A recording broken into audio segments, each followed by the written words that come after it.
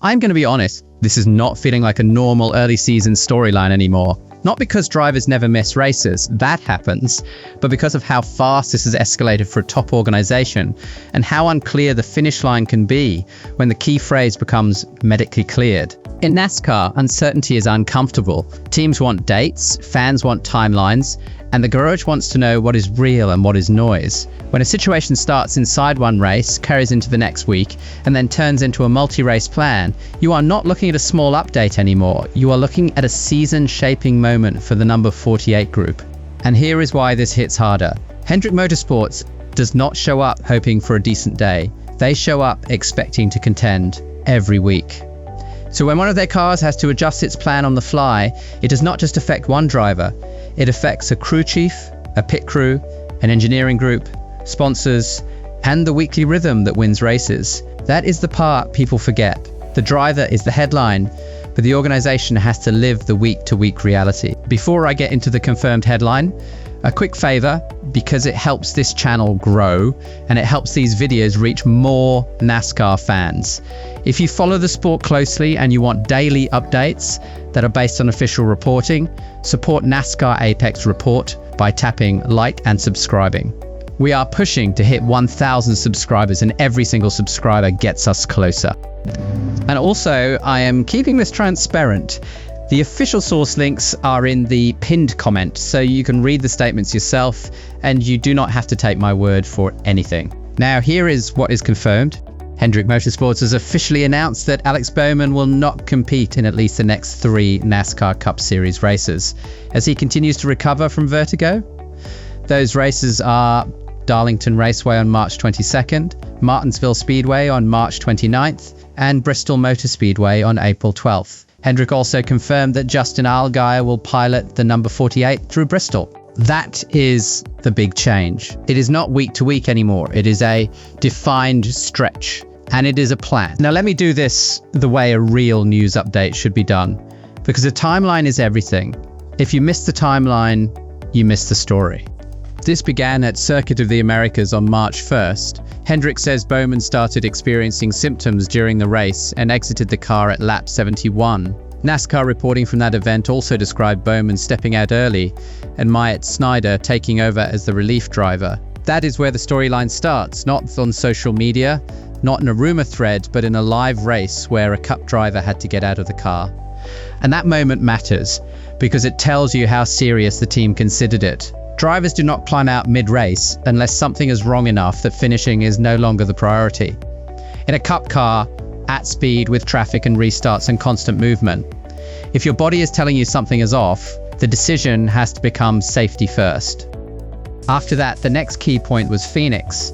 Hendrick officially stated that Bowman would not compete at Phoenix due to vertigo diagnosed that week, and that Anthony Alfredo would fill in. Hendrick also stated the team would request a medical waiver so Bowman could remain eligible for the 2026 Cup Series Championship. That waiver detail is not just paperwork. It is the team acknowledging that missed races could become part of the season, and they are trying to protect the championship path while doing the responsible thing with health. NASCAR coverage also added context around Alfredo, describing him as a simulation driver for Hendrick Motorsports stepping into a difficult role on short notice. And here is a detail that gets lost when people only look at finishing position. NASCAR reported Alfredo was running 7th at Phoenix when he was collected in a crash at lap 217, which ended his day and resulted in a 33rd place finish. That detail matters because it shows the effort was not automatically doomed from the start. The day unraveled because racing is chaotic, not because the team refused to compete. Then came Las Vegas, and this is where the language started to feel heavier. Hendrick stated on March 10th that Bowman would not compete at Las Vegas as he continued to recover. Jeff Andrews explained that Bowman was working closely with doctors toward medical clearance, but was still experiencing lingering symptoms, and that the priority was making sure Bowman was fully ready before returning to the race car. That wording tells you the team is not trying to force a comeback. They're drawing a line around clearance and readiness. And Hendrick also confirmed the next move. Justin Allgaier would step in for Las Vegas. NASCAR reported the same thing on March 11th, stating Bowman would remain out for a second consecutive week and that Allgaier would drive the number 48 at Las Vegas. Now pause right there, because that is the turning point.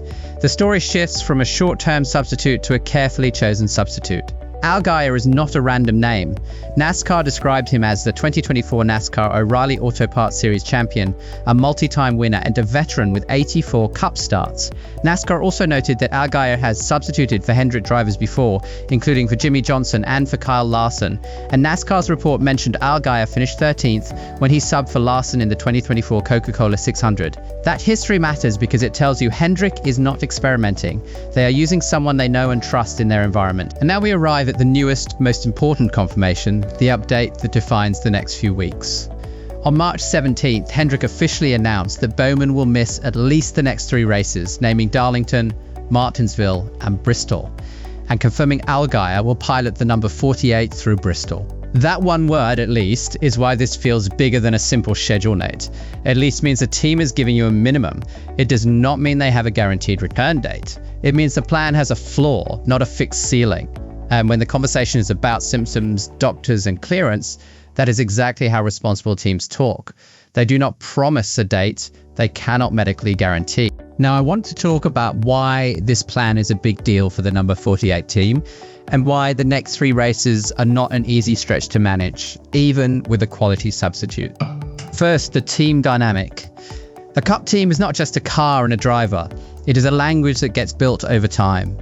How a driver describes entry, center, and exit, what the driver calls tight or free or edgy, how they like the brakes to feel, how they manage tires, how aggressive they are on restarts, even how they approach pit road lines. When you swap drivers, the communication system changes instantly, and the crew has to adapt in real time. That is why Hendrick committing to 1 substitute through Bristol is not just a convenience, it is stability.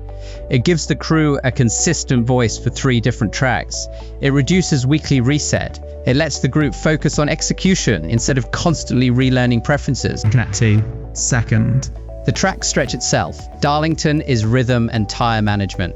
It is finding speed without abusing the right side.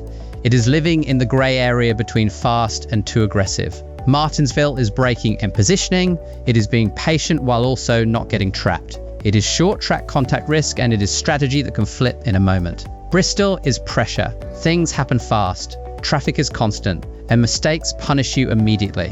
So this is not a friendly 3-race set for a team that is already adjusting. That is why Hendrick's Allgaier note matters so much. Hendrick stated that Allgaier has O'Reilly Series victories at each of the next 3 tracks, including 3 at Darlington, 1 at Martinsville, and 2 at Bristol. That does not guarantee Cup results, but it is a real reason the organisation can feel confident that Allgaier understands what these tracks demand. He has been in the moments there. He knows how those races swing. Hendrick also confirmed a practical detail that matters for realism. Allgaier started 22nd and finished 25th at Las Vegas while subbing for Bowman. That is not a headline finish, but it is a baseline. It is a clean data point for the team to build from. A substitute is not being asked to instantly become the original driver. The mission is to keep the operation stable, keep the car clean, avoid self-inflicted mistakes, and bank the best points day available. Now, let us address the biggest question fans always ask, because it is the question everyone wants answered. When will Bowman be back? Based on what is official, there is no confirmed return date. Hendrick's messaging ties the return to medical clearance. Andrews said they are following guidance from the medical team and giving Bowman time, and they are looking forward to his return when he is medically cleared. That is the reality. And if you are a fan, it can be frustrating, but it is also the only responsible approach when the symptoms are still present. I also want to say this carefully, because the internet always turns health updates into wild theories. This is not a performance benching. This is not a points decision. This is not a team trying to create drama. Hendrick's statements consistently frame it as a health and recovery situation, and the language stays centered on symptoms and clearance. If you want to cover this the right way as a NASCAR fan, the best thing you can do is respect that the timeline belongs to the medical process, not to speculation. Now let us talk about what you should watch over the next 3 weeks, because this is where a lot of casual coverage misses the real story. Watch how the number 48 team starts races. A substitute situation is often about the first stage and the first adjustment cycle. If the team can get Allgaier comfortable early, you avoid chasing the car all day. Watch pit road. A clean day on pit road can turn a mid-pack car into a top 15.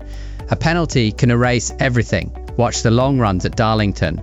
That track exposes balance. It exposes tyre management. If the number 48 is decent on the long run, that is the sign the group is syncing up. At Martinsville, watch how the team handles track position. Martinsville can be a chess match where 2 spots on pit road decide the whole afternoon. If a number 48 is able to stay in the right group, you can steal a finish. If you get trapped, you spend all day fighting for air. At Bristol, watch survival and discipline. Bristol can reward aggression, but it also punishes impatience. The best substitute performance might not look flashy. It might look like keeping the fenders on it, keeping the brakes alive, and staying out of trouble long enough to let the race come to you. And through all of it, watch the wording of official updates. If you see the phrase medically cleared from the team, that is when a Bowman return headline becomes real. Until then, treat everything else as noise. Now, I want to bring it back to why this is such a huge storyline for the season. Hendrick has 3 other cars that can contend any given week. Kyle Larson, Chase Elliott, William Byron. That is a lineup that sets the bar high. But the number 48 is part of that expectation. It is not supposed to be a question mark. And right now it is a question mark, not because of speed, but because of health and time. NASCAR's report on March 11th also noted Bowman sat 36th in the Cup standings after incidents at both Daytona and Echo Park Speedway to start the season. That means the number 48 was already digging out of a hole. Now the hole can get deeper if the team cannot stack points in these next 3 events.